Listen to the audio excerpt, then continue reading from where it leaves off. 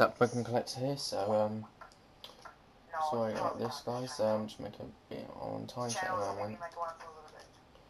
Just on time chat. Okay, yeah. So I'm just on tiny chat. Basically it's the video about the Korean Pokemon cards. A lot of people are starting to, I've been speaking to some people that are starting to get them, and they're thinking about getting Korean cards too. So I just thought I'd give a little bit of information about Korean cards, since you guys, I've had a few people asking me about them. So this is what I'm going to do. I'm going to tell you all about them. Right. So Pokemon cards started in Korea back roughly when Japanese cards were out. Okay. Sorry about this, guys. This has been annoying.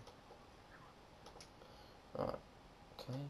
Right. Back when cards came out in Japan and English. Between that time, Korea and Japan were having a bit of problems at the time. They didn't really like each other. So the base set came out in Korea, and not very many other sets came out in Korea. Pokemon items like the Pokemon games didn't come actually out until Gold and Silver, from what I know. That's why the old ones weren't very popular. They didn't produce very much in Korea of the Pokemon cards. That's why the base set ones are really, really hard to find. You can't even find them on eBay. I've never seen one on eBay ever. I have first edition Poliwrath Hollow, which is really cool. I've not really seen anyone else. I've never seen another base set one, but you may have seen them. I know of one person that's had a Squirtle. So the set information, basically, we'll start off with, we'll go with the black and white sets, because they're the sets you guys probably want the most. The black and white sets are the exact same as the Japanese ones. The set releases, though, are the same as the English ones. So, for instance, Dark Rush in Korea, which is the exact same as Japanese Dark Rush, came out when Dark Explorers came out in English. So the next set should be either Dragon Selection or Dragon Blade and Dragon Blast. Not too sure exactly, because there's very little information online about Korean cards. I got my information from doing hours of research, and because there's very little people on YouTube, and there's very little information online about Korean Pokemon cards. So I will put a link to my Poker Beach post, which shows you all the information about the Series 1 to 10. Series 1 to 10 was based on when they came around, sort of towards the end of Diamond and Pearl series for us, 2009, 2008, roughly about that time, until 2010. There is level X's in the sets. There's 2 to 3 level X's in each set. So I'll just show a little bit about the first set. So this is Series 1, so you can see they're the English sets they come out. So there's a mixture of Majestic Dawn, Stormfront there, which is the newest Diamond and Pearl set that came out.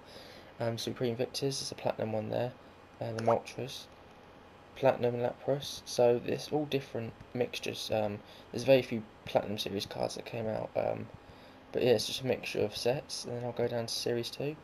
So the level X's in Series 2 are Magmortar and Electivire.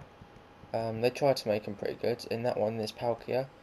The next one in this set is Magnezone and a Dialga. So that's for the sets. There'll be a link below, and there'll be a description of all the first 10 sets. So that's a little bit of information. If you want to know, yeah, just check the link. It'll tell you the set of it. The pull rates now, for these series ones, usually I think you get about 5 to 6 hollows and 2 ultra rares.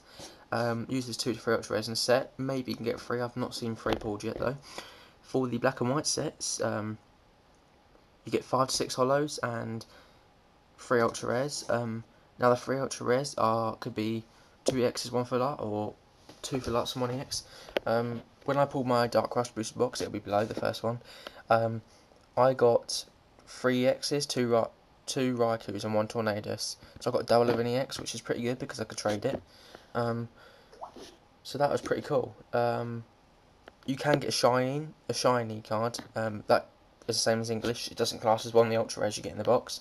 And the hollows usually get 5 to 6. I got 5 hollows in my box, but I've seen people get 6. So it really does depend. But it's roughly 5 to 6 hollows and 3 ultra rares. You get 5 cards per pack and 30 packs per box. When I tell you the price right now, there'll be loads of people rushing to buy them.